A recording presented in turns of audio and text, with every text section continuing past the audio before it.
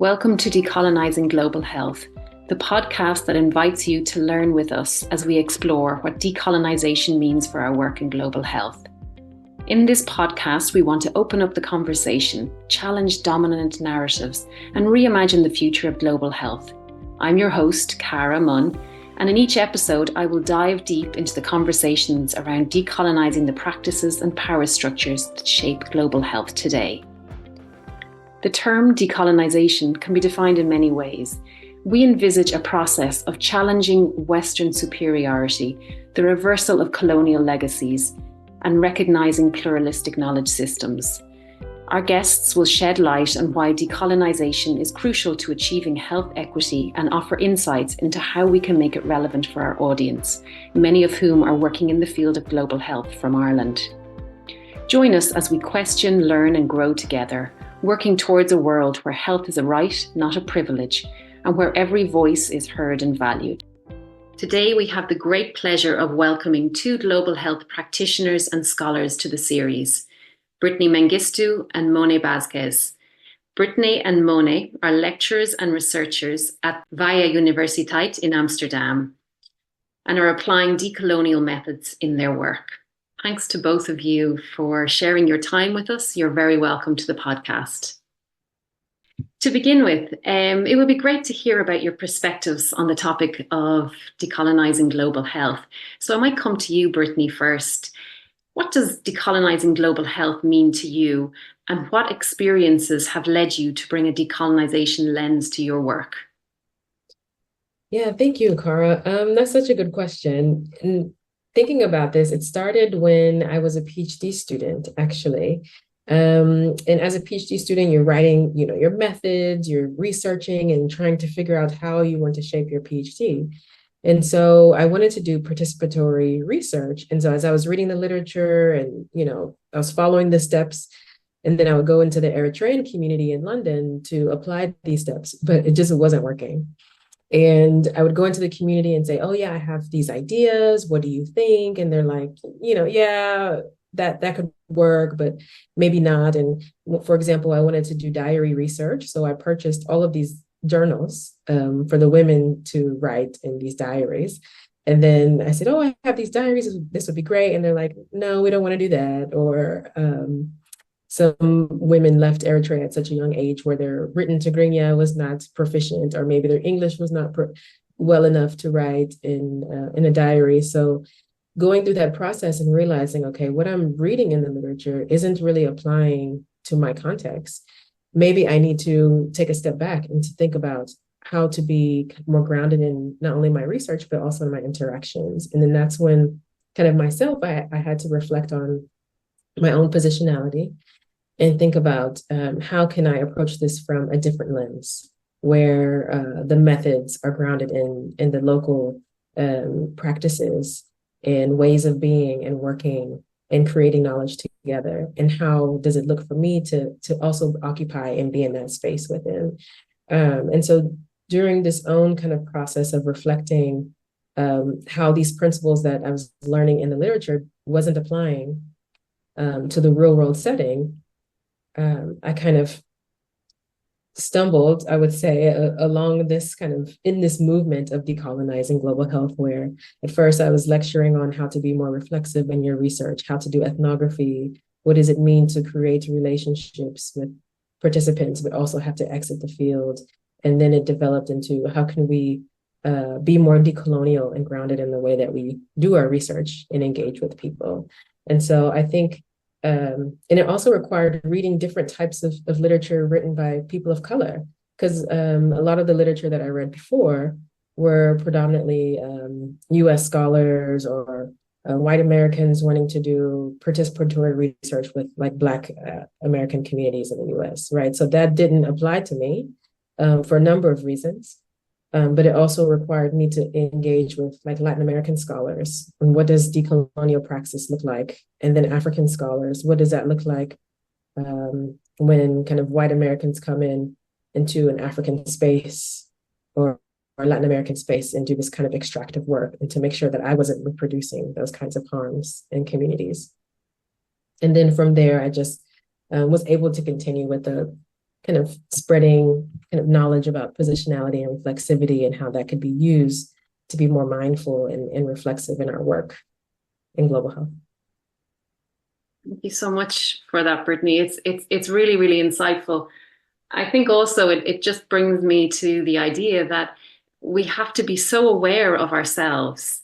Like if you didn't have that initial awareness, you wouldn't have come to those conclusions as to why something isn't working. And then later what you're proposing is that people look at that bring that awareness to their work. Absolutely. Yeah, so it's really interesting, and I suppose a good foundation for how we think about decolonization, maybe would you say is that self-reflection? Yeah, absolutely, I would say. Because sometimes we're in situations where, like, for example, when I was doing my research with Eritrean women, I would ask, okay, what kind of methods do you think would be great for this kind of research question? And, I had this process that I was doing with them, and they looked at me like, you're the expert, you can pick the methods. And I'm like, no, but you're an expert. You're the expert of your lived experience. And I want to make sure that, this is something that we're kind of doing together. And sometimes that could be difficult to reinforce with the community, like, yeah, I'm an expert to a certain extent in something, but you're an expert in your lived experience. And there's no hierarchy here. We both bring different skills and values to the table and experiences that we could both leverage to produce something that will help all of us. And I think bringing that kind of mindset into it helps to kind of overcome some of the fear that we may have as kind of scholars or Westerners, practitioners, global health folks with this power sharing, because I think there's always a little bit of hesitation with like, how much can I give up to decolonize what I want to do? Yeah. I hear you, Brittney. Thank you for that. Moné, I'd like to maybe just ask you a similar question on this, because I know your perspective will be quite different, and certainly your experience. What does decolonization mean to you? Can you maybe tell me, as a mestizo-Mapuche scholar, how do you bridge this divide between Western and Indigenous approaches when working in global health? Yeah, thank you.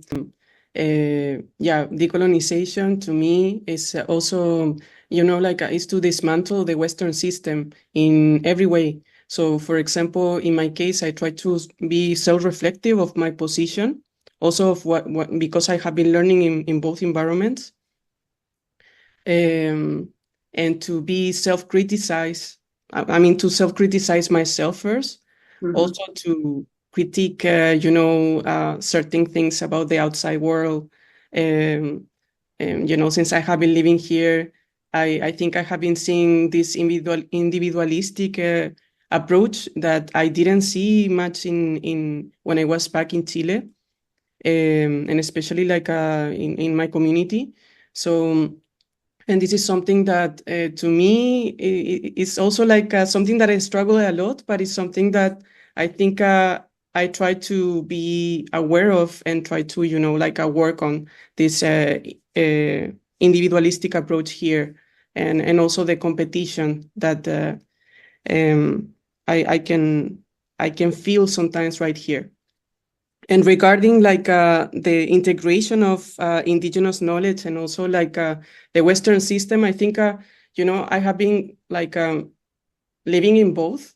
So I can tell you that, for example, what the Western system has is for example, technology advancement, I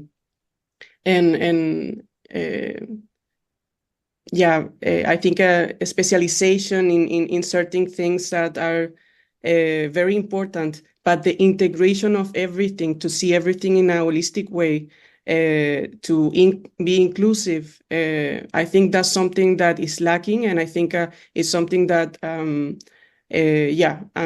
bringing all the time.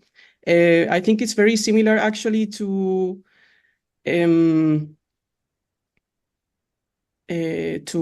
Brittney, to certain things that Brittney said.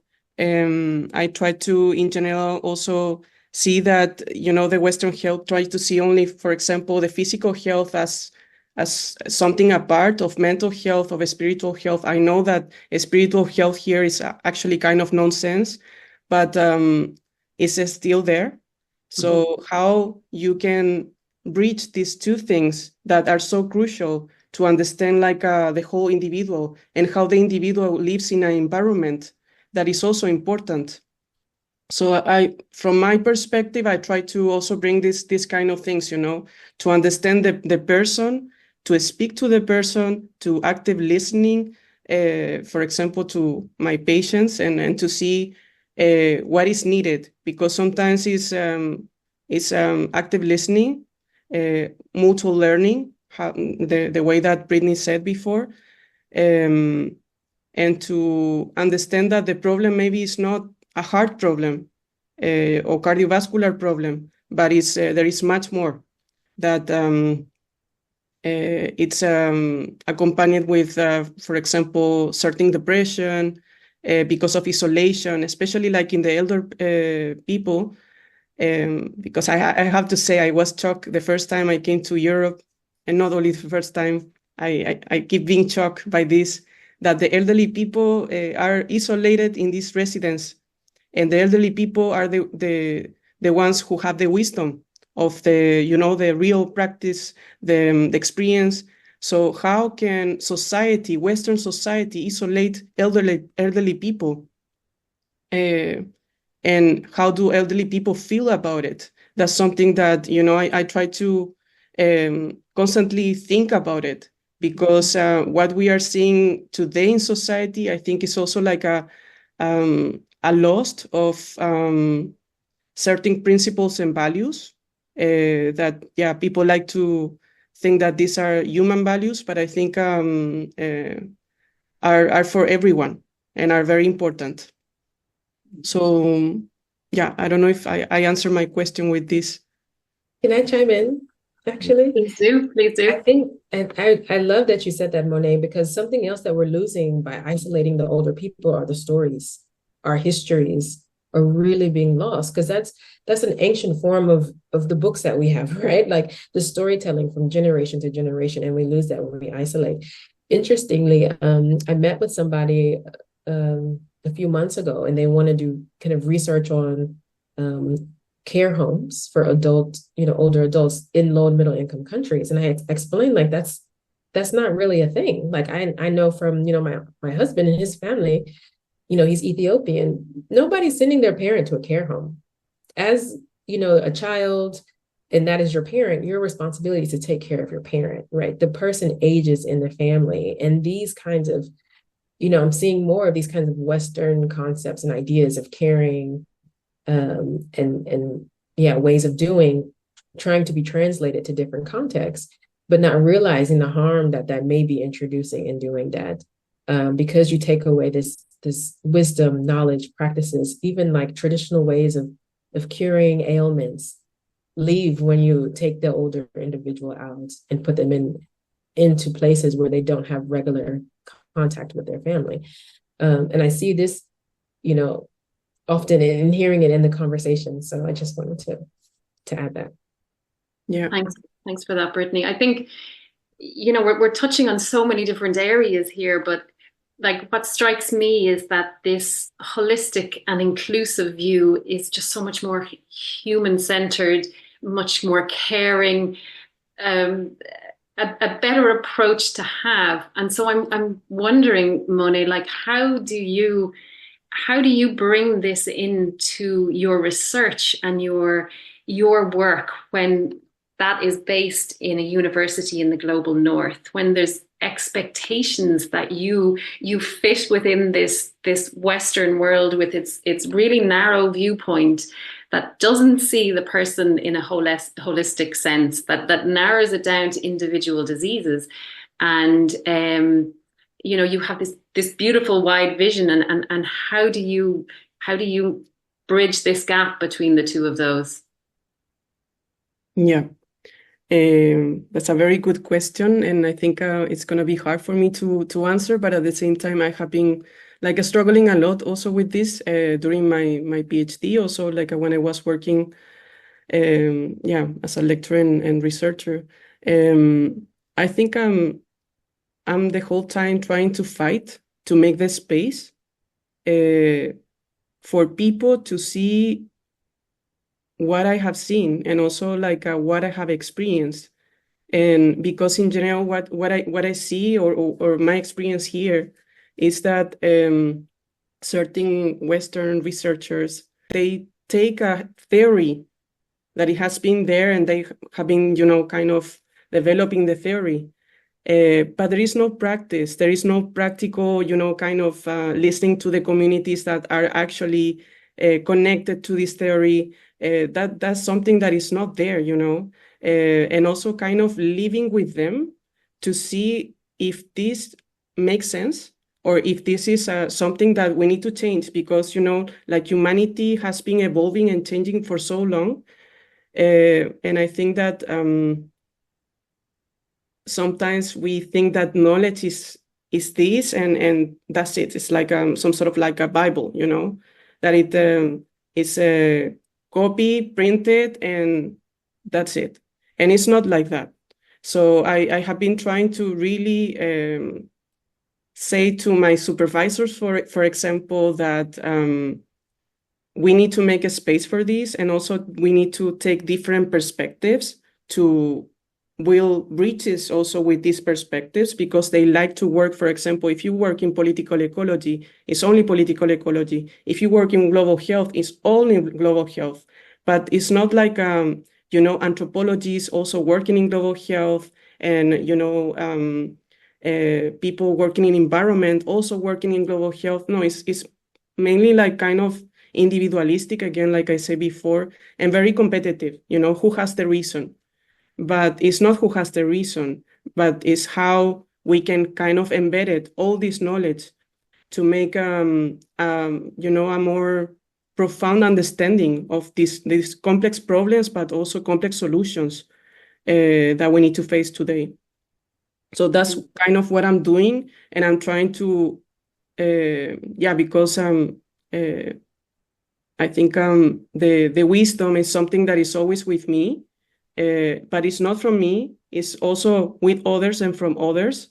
So this research is not mine, I don't say that, but it's actually from all of us, because we are kind of building this together, That's what I also say to my supervisors. They laugh a lot, because I always say we, or research. It's not my research, but it's our research.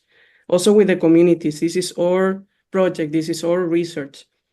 But the historical cultural part, it takes a lot of importance, because again, we are bringing the elderlies, we are bringing different voices, the young voices, to make, to build this bridge that has been kind of cut by capitalism, by colonialism, and to try to make like a whole understanding, a holistical understanding of how we can keep going.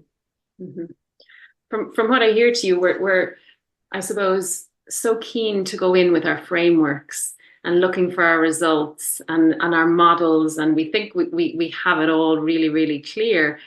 And how you're describing is that there's kind of like this web within a community or this whole network, and each individual within it has maybe different perspectives. And as much as possible in our work, then, if we think about bringing decolonization to what we're doing, is being able to incorporate those perspectives and not seeing it as any maybe one single truth, but maybe this kind of tapestry of experiences and perspectives from within a community. I think that certainly is better than any theory, but maybe more complex to implement. Maybe Brittney, if I could bring that back to you, like, do you have a way of supporting people to hold these multiple perspectives, to be able to work with that? I know that you lecture and that you teach younger students. What can you tell them that helps them to hold these multiple perspectives? I tell them that there is no hierarchy of experiences. All of the experiences that we hear and that we see are valid. It's what we do with them, how we engage with people with different lived experiences. So oftentimes when you go into communities, they have their own hierarchies, right? So there's a hierarchy that we kind of bring into a situation where maybe we're considered more experienced because we're outsiders or foreigners or whatever it may be. But then when you go into communities, they have their own way of doing things. And if you're only liaising with the senior most person in that community, then the other community members would also see you as part of, like, almost in cahoots with this senior person. So how do we also be mindful of the different levels of power within local communities? I think that's important as well. And to be seen, I know, like in the Netherlands, there is this desire to kind of have this idea that this is flat. It's flat when it comes to hierarchy, right? But, and I think in every organization that may not be the case. But at least that could be the intention that we have when we go into other communities and get to know different people at different levels of whatever this power structure may be. And so when I'm talking to students and engaging with them, I'm asking them and encouraging them, speak to everybody, right? So you don't come in as, I'm a researcher, I'm a researcher from here, but I also don't have the same level of experience and knowledge as you do. We bring something completely different to the table. So I want to sit and I want to learn with you, with everybody. And so that's something that, like, I have done in my research, that I try to do whenever I do field work. When I work with colleagues that are more junior, I learn from them as well. And I think this process of decolonizing is unlearning and relearning from different perspectives and valuing all of the different ideas and experiences that come into kind of our purview. Thank you, Brittney. I think you've made it more practical for us with that. And certainly, like, that intention, that willingness, that openness seems to be central to a lot of what we're discussing. And I suppose these hierarchies of power, the challenge that we face in global health is when money comes into the picture. And I think that's what really is preserving a lot of these hierarchies, because maybe it's the organizations like ourselves in the global north who have the finances, who are giving the grants, who are holding that power, or that perceived power in some ways. And I don't know, Brittney, do you have any ideas of how we deal with that? Yeah, I think that's a difficult position. But I also think that it's not impossible. So I think working as like a funder or a grant making body, it requires a little bit more work in how you engage with the organizations you fund in low and middle income countries or in the global majority.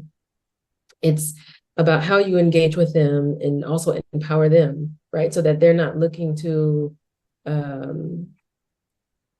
certain organizations and having to put on this show, because sometimes it feels like they have to perform a certain way to get the money.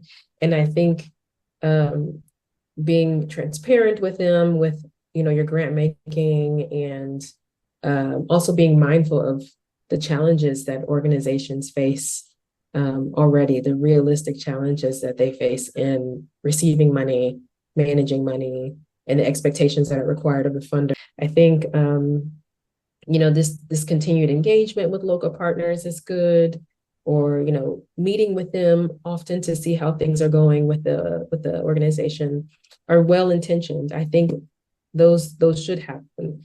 I know that there is also a history of organizations in Europe and the US kind of being this conduit for grant funds, right? So like if you give a European organization money and then they go and they do another round of grant making or something like that. But I think it would be better for the organization if you have this decolonizing global health perspective and approach to work directly with the partners on the ground who are implementing and seeing what the needs are there. Another thing I want to add is kind of the funding priorities. So I know sometimes, depending on, where you get your money, if you get primarily from the government, maybe the government kind of mandates how you should or should not use your funds for grant making. But seeing projects kind of from the ground up and engaging with communities early and for a longer period of time, I think would be really helpful to see and to make sure that the money is going to the local needs and what are the priorities of local communities. Because sometimes we see like in the literature, maybe HIV is a problem in this one area, but then when you get to that area, they say, well, actually, it's, comprehensive sex education, or it is transactional sex, or it is, there are other issues, abortion, that may be linked to HIV, but that they want to address something else that maybe is related to the topic of interest. So I think kind of this continued engagement in conversations and long-term conversations, long-term partnerships, but also having these contingency plans when, your approach to decolonizing your funding doesn't work. What do we do now? How can we be more flexible with our processes in our engagement? And how do we not throw the baby out with the bathwater when it goes wrong? Yeah, exactly. I think that's part of this. What we in IGHN would look at as parameters of good partnership, that we take this longer term view, that the priorities are those that are articulated by the communities affected, and that it's not donor driven, but really very much in line with local and national priorities. I'm going to just change things up a little bit here. And I wanted to ask you, Moné, a little bit more from your background. So I know that central to the concerns of the Mapuche people has been the struggle to protect ancestral lands in Chile and also in Argentina.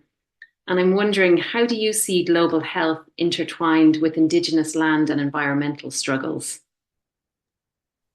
Yeah. I think land is the foundation of health, if I can say like a very, direct.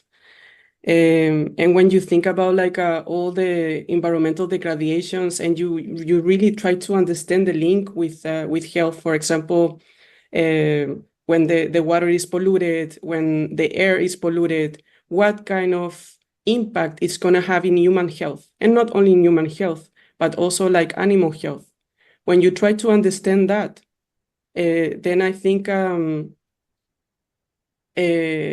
maybe we're going to speak almost the same language, but there is like one very important thing, that is the respect, because I think that the Mapuche means people from the earth. So it's like we are pretty much connected, to the land, to the Mother Earth, the Ñuque Mapu, we call it. So I think that is part of our health, is part of our cosmovision, our culture, is everywhere. Our education, the education is going to a forest and to learn from the forest, to learn from, to see the stars and learn from like astronomy, but from the stars, not only, looking with an instrument, also in the lake or in the sea. So we learn from the environment, and that's how we also build up the knowledge system. And I think that in general, the Western system has been trying to, kind of divide these two worlds. Like the environment is something that we take from, but we don't take care. And that's something I think totally different to us.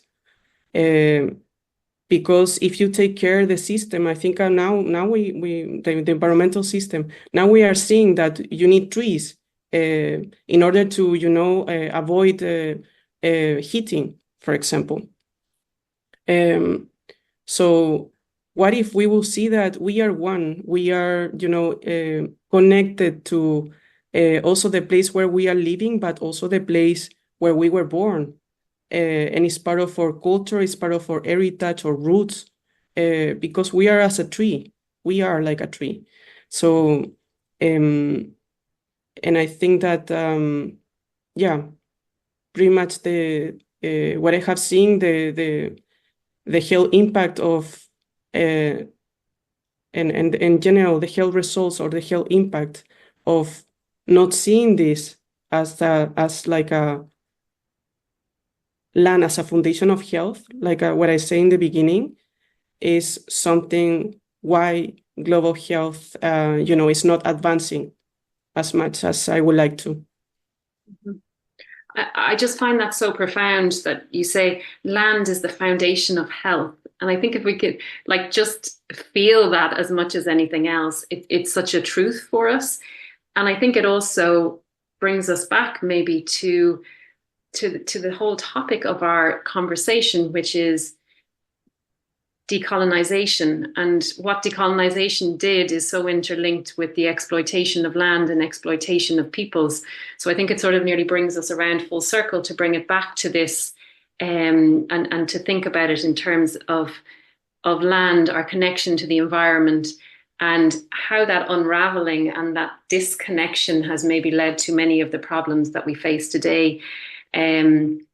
I think as you said in the very beginning, you know, that we're individualistic. We have this individualistic approach, and it's not just from each other, but it's actually from the land as well. That to me is just so meaningful.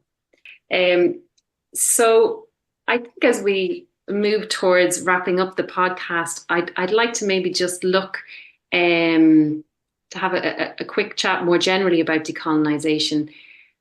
And I'm interested to hear from you, Brittney, the ways in which we are unconsciously willing participants in upholding this system when we are working in global health. And I know that you did a workshop with us in the IGHN last year when we looked at positionality and reflexivity. And so how can we use the tools that you've taught us in order to maybe become more conscious of how we are participants in upholding this system? Mm-hmm. Yeah, I do think continuous reflection is important, but I also want to add kind of accountability, because it can't stop just at, you know, reflecting on our own position, but who is holding us accountable for our actions, our words, if we want to implement policies, who is holding those people accountable? I think when we do decide like we want to commit ourselves to decolonizing global health, then I can pick, you know, you or Moné as my accountability partner. I say that I want to be more mindful of the way that I engage with people, or, you know, maybe I set an action plan. I want to, you know, cite these scholars, or I want to read literature from these scholars, or I want to have people from the global majority on my board or in my staff meetings, or educators on my course. Well, who is holding me accountable for making sure that I reach those goals? What does that process look like? I think, you know, it's important to reflect, but we have to start thinking beyond that. What are our actions? What are we committing to? And then how can we follow through with those commitments?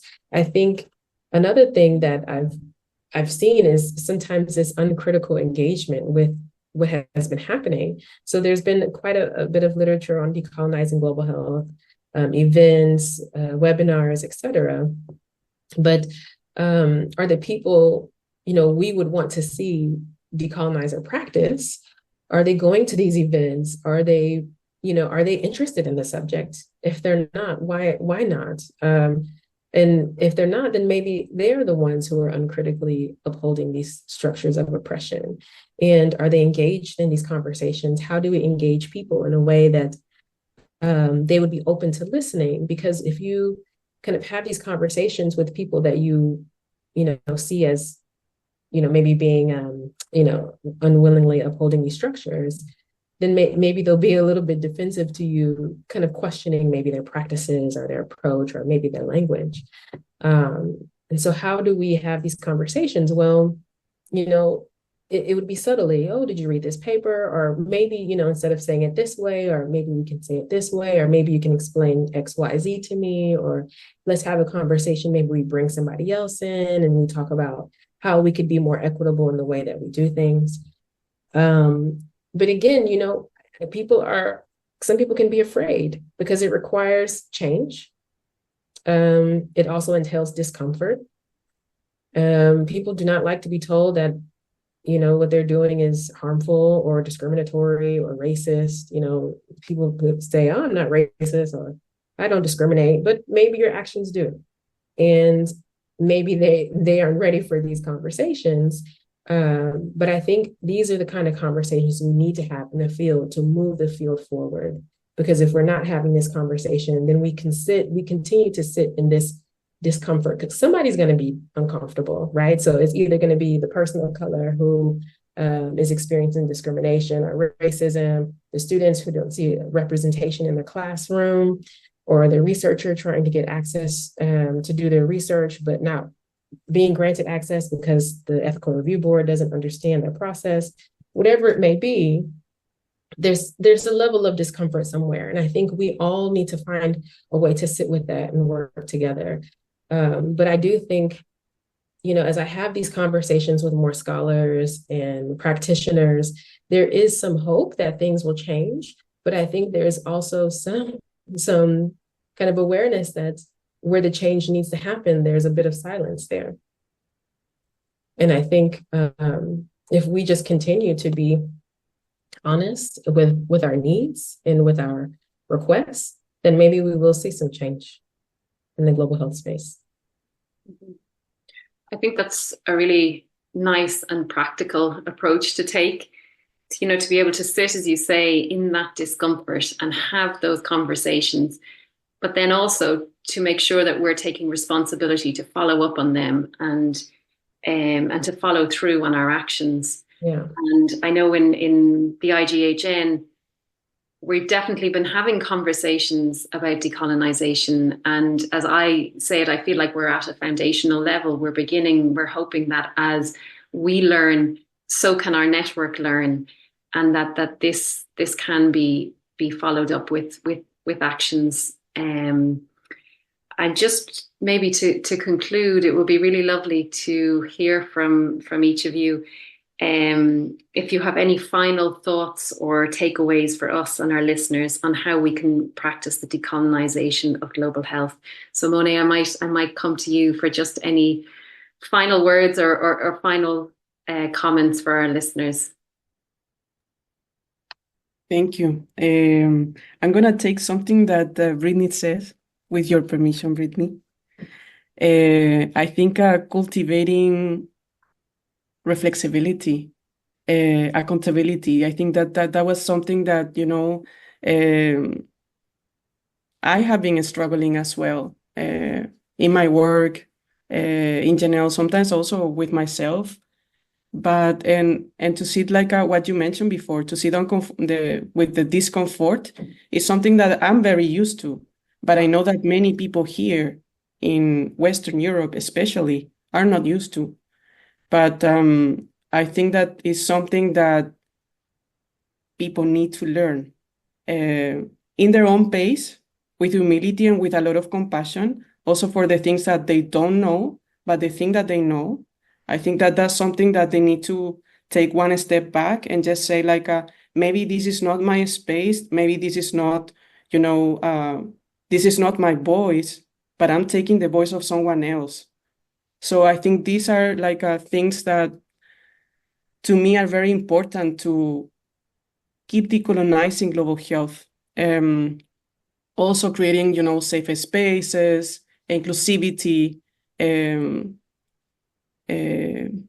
encouraging reflexibility, promoting active listening. That's something that I also try to build this environment with my supervisors as well, and to take this this thing about that they should know everything a little bit backwards, and that we are here to learn with each other, from each other, but also with others. That I think something that to me is very important. And of course, something that I couldn't mention before, but I think is something very important, that the struggle of the land, not only of the Mapuche people, but in general of many people, are not only environmental or cultural, but it's something, like what I said before, is a foundation of health. And I think that global health, and to decolonize global health, we really need to take the indigenous voices into account, and we need to bring them to the front, because also decolonizing global health, it doesn't mean that we only have to see two colors, but we have to see like all the colors that are in this world. And we really need to take that voices, not only to, take advantage of, for example, the knowledge on climate change, but it's much more than that. So I would like to, also share this with you. And then that the environment is not only the concern and the fight of Indigenous people, but it's the fight of all of us. And, we have to keep respecting it. Mm-hmm. I really hear you on that. I feel like this is the beginning of a conversation as we conclude. There's so much more that we could discuss, and it's so wonderful to have you both here, and you're so insightful. Brittney, do you have any final words for us before we conclude? Yeah, I think I would like to add, don't shy away from the difficult conversations, and not all difficult conversations should be worrisome, right? So from these conversations, I think that kind of beautiful things can blossom in these tensions, new ideas, new ways of working.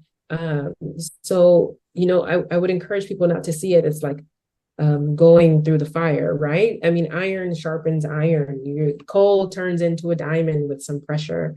And I think we can take that kind of perspective going into these difficult conversations, or even working meetings and strategy sessions on how to decolonize our work, is that something beautiful can come from that if we just sit in it for a little while and work through it and work with it with people who we want to engage with, and whose values align with ours, whose mission drives our mission. I think, something beautiful can come of it. And so I just want to encourage, everybody who's listening to just, be open to the process, and believe that the outcome could be better than what you probably could imagine. Keep those expectations high. Yes, exactly. So much. I hope that we will be hearing more from you on this topic and any other topic. This has been really, really insightful, a really wonderful and rich conversation. And thank you both. Thank you so much. Thank you. Brittney and Moné contributed to our Equity in Action blog last year. Together they wrote a piece entitled Transnational Solidarity, a Feminist Manifesto for Social Justice and Health Equity. The blog is available on the IGHN website and in the podcast notes. Thank you everyone for joining us on this episode of Decolonising Global Health. We hope you found today's discussion thought-provoking and inspiring. If you enjoyed today's episode, please subscribe, rate, and leave a review on your favourite podcast platform. Your feedback helps us reach more listeners and continue these vital conversations. If you are enjoying this series, make sure to listen to our podcast series, Better Health for a Better World, in which we discuss a wide range of global health topics and explore global health projects and initiatives in the Global South. Listen on our website or wherever you get your podcasts. Stay connected with us on social media for additional resources and more information about our guests and topics. Together, we can drive the change we wish to see in global health.